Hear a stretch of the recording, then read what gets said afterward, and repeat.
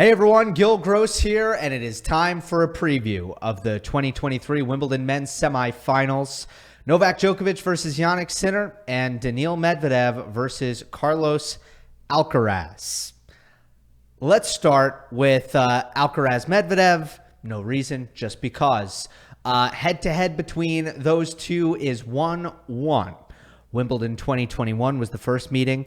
Medvedev crushed what was at the time a prepubescent Carlos Alcaraz. There is no better way to put it. And then they met this March. Indian Wells final, scoreline 6-3, 6-2, Alcaraz. Probably the smartest match I've ever seen Carlitos play. I just feel like his shot selection was completely on point when the opportunity presented itself for Carlitos to be aggressive with Medvedev out of position, particularly on the +1 and sometimes on the second return of serve. Alcaraz was aggressive in those situations, and he also provided applied a lot of pressure with his forward movement, his transition to the net. But he was also very patient and consistent when Medvedev was well positioned. And I thought that balance and that awareness of, when to pull the trigger, when to scale back was just, again, so on the money for Alcaraz throughout that entire match. And the result was that Carlitos ended up winning in every aspect of the tennis. More serve damage, more effective attack, and even less errors. And, we know in this matchup, that's kind of a problem for Medvedev. There was talk of Daniil losing so badly that he'd have to adjust his return position next time he played Alcaraz. Now, remember, I got the chance to ask Daniil questions the next week, actually, only 4 or 5 days later in Miami, and I asked him if he would consider adjusting his return position the next time he played Alcaraz, and he basically told me no. He said, the factors are, it's only one match. His mindset is this: it was only one match. And for him to feel like he needs to make a drastic change in the way he plays, there would need to be more than one match of things going wrong for him. And then the second factor was the surface. He felt like, this was a disadvantageous surface. So, maybe if I played Alcaraz on a different court and the same thing happened, that's when I would consider adjusting. So, given what we've seen from Medvedev throughout the tournament and given what he told me in Miami, I don't think we'll see an adjusted return position from Daniil. Let's talk about the surface that is different. Medvedev's serve can definitely play a bigger role on this grass court than it did at Indian Wells. And that could be a real key, particularly because Daniil had a pretty awful serving performance in that final. He did not hit an ace. It was the first time in a very, very long time. I know I went back and found it on Monday Match Analysis. The last time he didn't hit an ace.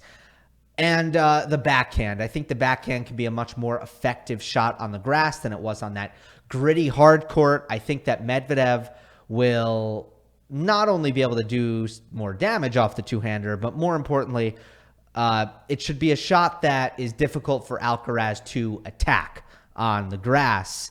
I think on that hard court, Daniil could go cross-court with his backhand, and Alcaraz could, a lot of the time, find runarounds. With that, I will do what I normally do. I'll kind of talk about both players' paths to victory, beginning with Alcaraz. Carlitos did kind of show us what the blueprint was at Indian Wells, and I do think he can do a lot of the same things, despite this being a different surface. And let's talk about that return position. Medvedev standing deep in an effort to make more returns, and it works. You look at the stats, returns in play, how often he's aced. All of these areas are areas that Medvedev excels. He makes you play more balls. And then he's able to recover his position with his speed and his unbelievable defensive skills. And, against righties, righties usually pull Medvedev out wide on the deuce. And, then you try to go into his backhand. And the way he defends his two-hander is it's insane. It's ridiculously good. But Alcaraz's attack in that +1 scenario is just simply better than just about everybody else. Whether it be, and the whole arsenal comes into play, right? You think about all the options that Alcaraz has when he has an opportunity to attack a +1 ball with Medvedev out of position. The serve plus power into the open court. He does that a lot better than everybody else. The serve plus approach is an area where he excels. The serve plus drop shot. Who does that better than Alcaraz? Serve and volley skill. I think he's in the 99th percentile of serve and volley skill. And, all of these things are areas that even, Chris Eubanks found a ton of success against Medvedev implementing. The reason why I was not surprised that Eubanks gave Medvedev a run for his money. And while I'm on the topic, look, if I could go back in time, I'd do the Medvedev Eubanks match instead of Alcaraz Rune. But you guys got to understand that I cannot analyze two matches at once effectively. I just can't do it. So I had to choose one. And, I'll leave it at that. Against the big serving of Medvedev, moving off of the serve +1 topic against Medvedev's deep return position, which I think can be effective for Alcaraz. But against the big serve of Medvedev, I think it's important to note that Carlitos' return of serve has really stood out. I was very impressed with how that performed against Berrettini. I was really impressed with how it performed against Berrettini. Matteo, 67% first serve points won on grass.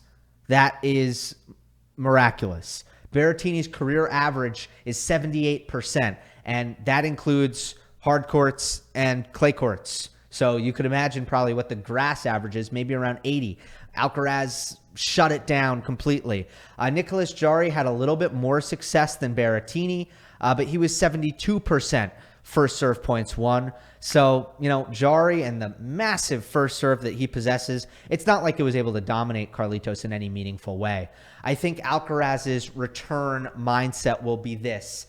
On the first serve return, safety is an option against Medvedev. So I really do hope that Alcaraz focuses on trying to make as many in play as possible, because Medvedev is not always comfortable hurting you with the +1 at the highest of levels. And, Alcaraz, as fast as he is, I think he should really focus on just making first serve returns. But on the second return, and I mentioned it briefly, I really feel that Alcaraz should be quite aggressive. I talk about Medvedev being out of position to defend particularly on the +1 because of his return position.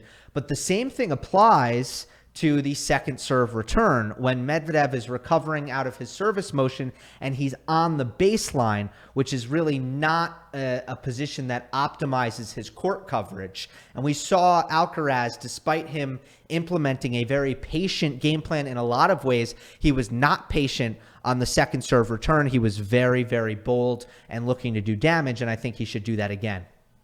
Couple of other notes for Alcaraz. I think he's been too predictable on the drop volley. He needs to volley deep sometimes. Rune was all over it, and I even think previous opponents have been on it. So, you can't hit the same volley every time. Sometimes you got to go deep. The other thing is he should use his slice more often than usual, and I think he'll do that. I feel like he's malleable enough tactically where Juan Carlos Ferrero and Carlitos will make the decision to use the backhand slice a little bit more often. And I expect to see that, and I think it should sometimes set up the forehand quite nicely. The Medvedev path to victory. Look, the serve needs to take the pressure off. You start there. That's the biggest key. It needs to be a factor. And it's going to be interesting to see just how much damage he can really do on it. Then the other thing is he ultimately needs to reverse the unforced errors number from Indian Wells. He can't lose that. He must be more consistent on rally balls than Alcaraz. And that would be my really ground level basic summary of how Medvedev wins this match and kind of reverses what happened last time. It's win the free points battle and win the win the battle of, making less attacking and neutral errors. But if we get more granular, I think the backhand is a lot more stable than Alcaraz is, and it's harder for Carlitos to run around on this surface. So Medvedev should be better in that cross court. I'm curious to see if Medvedev's backhand cross court, 1, produces Alcaraz misses, 2, sets up baseline attack, and just if that's a pattern that Medvedev can kind of have success off of.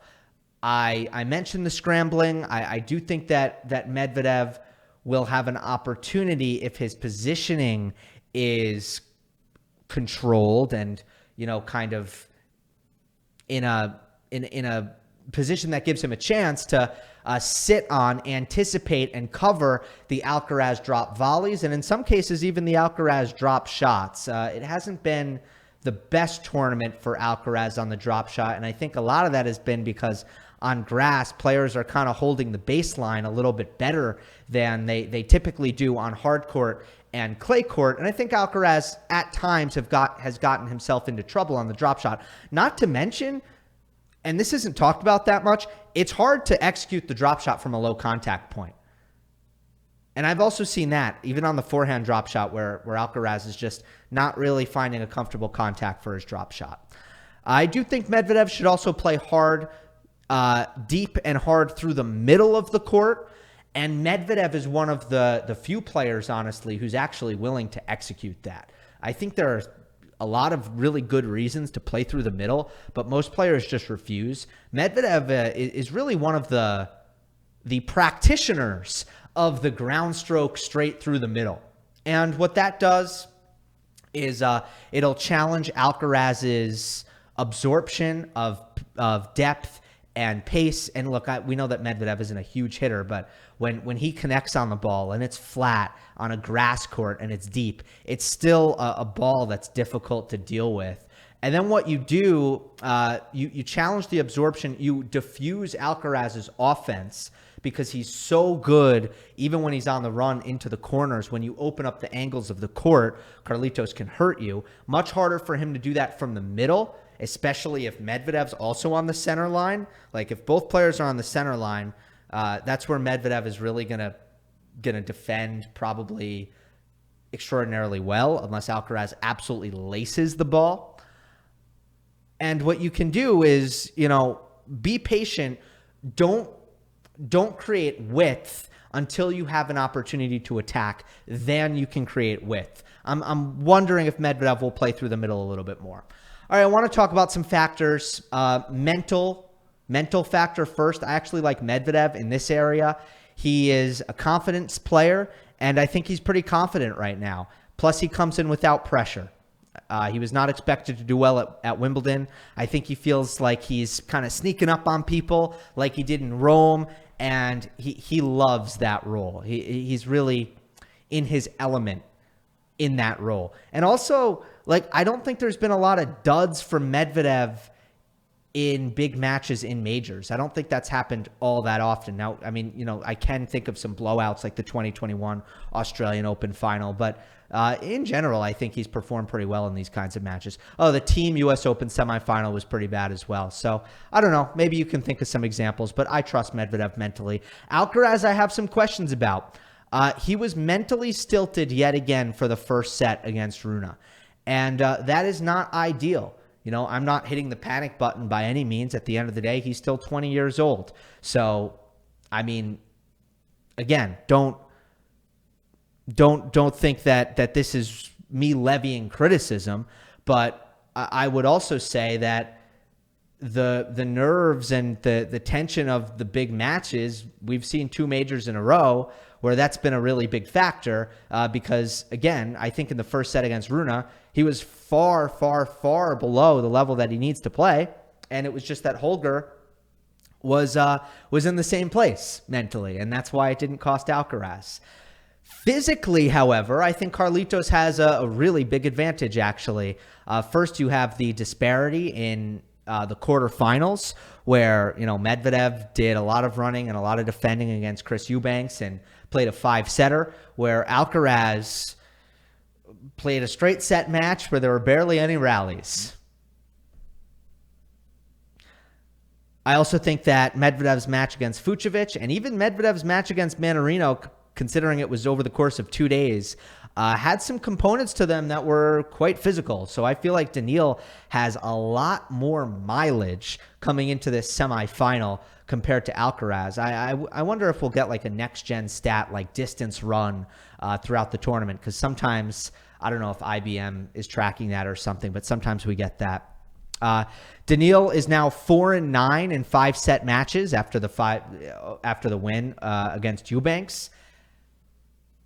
And I just don't feel like we've seen him show that he can actually play a bunch of physical matches at the end of a major and come out victorious. I'm not saying he definitely can't, particularly on grass, but he definitely hasn't proven that he can. And if you come back at me with like, hey, Gill, he won a major, what are you talking about? Yeah, he lost 1 set. He lost 1 set to Botic. That was straight set, straight set, straight set, straight set. That's how he won the U.S. Open. So he did not show anything physically in that particular title run. So if this becomes a physical war, yeah, I do have questions about Daniil, and I have less questions about Alcaraz. X factor, center court. Medvedev has not played a match on center, and that's possibly because he's even requested court 1 because he loves court 1. And according to him, I haven't fact-checked this, but according to him, he has never lost on court 1, and that's his favorite court at Wimbledon. But it's been rather bizarre. He's played 1 match on court 3 and court 2, and then the rest of his matches on court 1. He hasn't played on center yet. I don't know. I feel like that's a bit of a disadvantage because these courts do not all play the same. The common refrain is that court 1 is a little bit. You know what? I'm not even going to say it because I've heard in the past that it's faster. I've heard this tournament that it's slower. You know what? I don't know. But I do know that grass courts are pretty fickle. And I think if you go around the All England club and play on all the courts, they're not all playing the same. It's not like a hard court where it's like, you know, the variables are so controlled when it comes to concrete, and they're much less controlled when it comes to grass. So I think that the courts are different, and I think that's an interesting part of this. So my prediction, ultimately, I think, you know, it's hard to win on grass playing defense, and Medvedev has shown that that's possible, but it's even harder to win playing defense against Alcaraz, and Medvedev has yet to show that that is possible. And ultimately, I think that this is a pretty good matchup for Carlitos, especially on this surface, which makes it a little bit harder for Daniil's defense to become problematic for Alcaraz.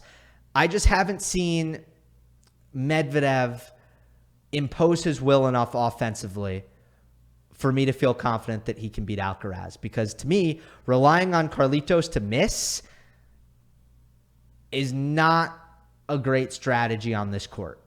Alcaraz in 4 is my prediction. Let's move on to Djokovic Sinner. The head-to-head is 2-0 Djokovic. Monte Carlo 2021, Sinner played terribly in that match and he got blown out. Wimbledon last year, Novak completes a comeback from down 2 sets to love. My take on that match was that Djokovic never came all that close to losing. And I said that because if you look at how the 3rd set, the 4th set, and the 5th set played out, early break, no sweat on serve, Novak never came close to losing any of those sets, and therefore he never came close to losing the match. It was a strange match. I didn't think there was much of a tactical shift from the first 2 sets to the latter 3. I thought it was more about energy, execution, physicality, because, you know, there were a lot of poor misses by Novak in the first 2 sets. And then for the last 3, he played about as clean as humanly possible. And Sinner's forehand got vulnerable, and I think his legs got tired.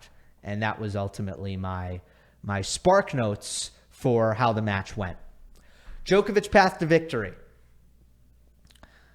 His defense against a power baseliner is usually a really big factor. And, we saw it a little bit against Rublev. And the thing to watch when you have a player who's relying on their power to generate forced errors and winners and finishes ultimately is, how many times is Jannik going to hit 2 great shots or 3 great shots and still lose the point because he missed the 3rd or he missed the 4th? And that is where Djokovic's pace absorption and his defense comes into play. Now, Sinner is working very hard on finishing with touch, which is kind of a good antidote to complementing the power with, dropping the ball into the forecourt and, getting the ball to bounce twice in front of an opponent who has backed up to account for your power. But Sinner's drop shots and Sinner's drop volleys and his net play in general, we have seen all year. While I love that he's using it, I fully support him. It's got a long ways to go. At least that's what it seemed like so far. Maybe he'll surprise us in that category. Ultimately, when it comes to Djokovic's ability to defend, pace does not work against him as well as width and height do. Look, Novak's a great defender no matter how you attack him, but it's always seemed like, you even think about when Del Potro has played Djokovic, like the U.S. Open final that they played comes to mind. You look at the way that Novak will take big power and use it against his opponents. It's one of his best skills, honestly. So Sinner, being somebody who attacks with a lot of linear power, that bodes well for Djokovic's ability to bother him with his defense. Keep an eye on the down the line frequency. That's my next point. I don't think that Novak wants to trade cross-court backhands, but I think what he does want to do is anticipate Sinner's backhand cross-court because Jannik gets a little bit predictable going cross-court with his backhand. He doesn't go down the line all that often. So I think Novak goes to Jannik's backhand. He leans left. He anticipates the cross-court. His feet are there early. His beautiful preparation is on point, and he makes that redirection down the line. And now you get Sinner moving, and you want to get Sinner moving. He's got a great running forehand, but ultimately what you don't want is Jannik's feet set. That's where he's really going to be at his most consistent and precise and powerful. So that's kind of the backhand and backhand. I look for Djokovic to get out of that exchange with redirections. Sinner, not as much because he's just not as good at it. He doesn't time that backhand down the line all that well. And on the forehand, there's I think a similar dynamic where Sinner moves his forehand around a little bit more than he moves his backhand around. So he'll go down the line. He'll change his direction more. But he's still much less accurate than Novak. And that leads to a gulf in forehand consistency where, Djokovic is just not making as many... He's not missing as many balls wide, generally speaking, because he's timing the ball better. And Novak is also producing width better. Like when you change down the line, like, yes, there's components of taking time away and pace and getting the ball through the court, sure. But ultimately, you want to be precise and you want to hit it close to the line because you want to maximize the width that you're achieving on that shot. And Djokovic does that better. He does it also better with his inside in and his inside out. On Novak's +1 game and his first serve, I think it's important to note that he continues to be dominant attacking behind his first serve on grass. High first serve percentages, great spots, precision and penetration on the +1, threat of the drop shot, threat of the net approaching. Is Sinner a good enough counterpuncher to actually disrupt Djokovic's great dominance, his, highly efficient serve +1 game? Is he a good enough counterpuncher to accomplish that? I don't think so. He's usually pretty resistant to defense. Sometimes he's trying to go a little bit too big out of the corners. His slice defense isn't great. He has not he is a above average mover, but he's not an outstanding mover. He's not a top 10 mover or anything like that. So I don't know. Like if you told me that Djokovic wins 80% of his first serve points, I wouldn't be all that shocked. Sinner's path to victory. I think if Novak gets tight and he loses some quality on his groundies, for example, he's dropping the ball short and he's getting a little spinny, Sinner has the power to make him pay dearly for those kinds of mistakes. When you drop the ball in the kill zone against Sinner, he brings he drops the hammer. What can I say? And it doesn't matter if it's on his forehand or his backhand. He can really threaten off of either wing. And when power doesn't miss, it's hard to deal with. And it doesn't really matter who you are. It doesn't matter how well you absorb pace. At the end of the day, if a guy's gonna, I don't know, average 82, 83 miles per hour on the forehand and not miss a lot, like keep it clean, that's always going to be hard to deal with. The question is, is he actually producing the short balls on a consistent enough basis to find those opportunities to attack with the power? Are those short balls coming? Like, is Novak getting tight enough to deliver those short balls?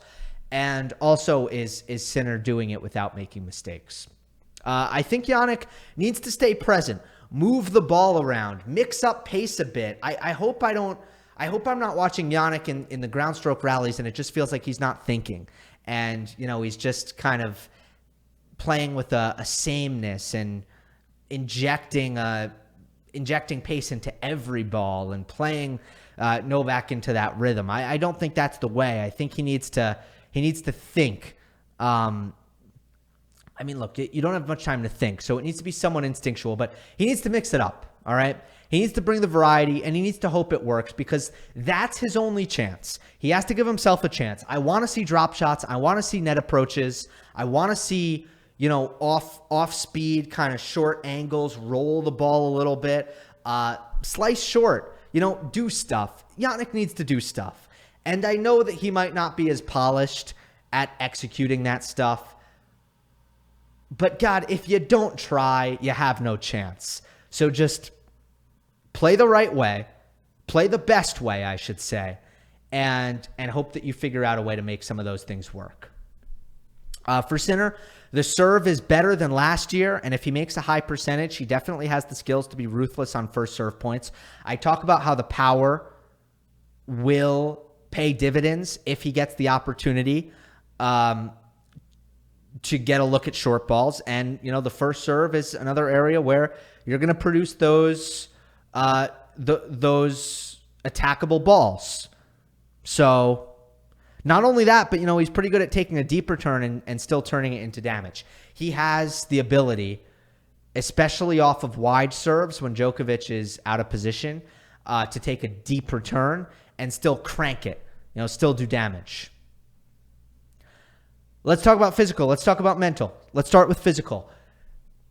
Can Sinner withstand a best-of-5 set war? I'm really not sure. In fact, I lean no. While Jannik is well rested from winning all of his matches somewhat decisively, if you look at his career track record, he is 5-6 in 5-setters. All 5 of his wins were against pretty large underdogs. Most of them fall under the category of, geez, Jannik, why'd you go 5 there? You probably should have won in 3 or 4. Most of them. So, I think Sinner is still in the developmental stages physically. Certainly at 21 years old, he's starting to, he's moving closer to finished product than certainly he was 2 years ago when he could barely, pass a quarterfinal and barely stay healthy. So he's getting there, but I don't think he's there yet. Mentally, this is the biggest match of Jannik's life, his first ever major semifinal, and he has been susceptible to nerves throughout his career. He doesn't have a great track record in big quarterfinals, semifinals, or finals, and hopefully he can play free, but I do think that if he has leads, it can be tough for Sinner to not feel the pressure of the moment. X factor for me, how well is Sinner actually playing? It's hard to tell. His best opponent has been world number 79, Kontan Alice. Did I improve my pronunciation of that name? I know that I wasn't pronouncing that name well. French names are my weakness. Kontan Alice. 79 in the world, highest ranked opponent. You know, big serve, dangerous on grass. But, I mean, how can we tell how well Sinner is actually playing when, you know, he just hasn't really had a good measuring stick or a good barometer for us to really know that? And that's the X factor. I don't know how it's going to really... I honestly don't really think it helps him to have this easy a path. But I think ultimately the fact that he's made the Wimbledon semifinal, that's good. But I don't think it helps him win this match. Maybe it helps his career, right? There's a nuance there. My prediction. I can see Sinner have a great serving set where he keeps it really clean with his baseline power, maybe capitalizes on some Novak tension. I could see that happening once. I definitely can't see it happening for 3 sets. So my prediction is Novak in 4. Hope you enjoy these matches, everybody. Don't forget to subscribe. I'll see you next time.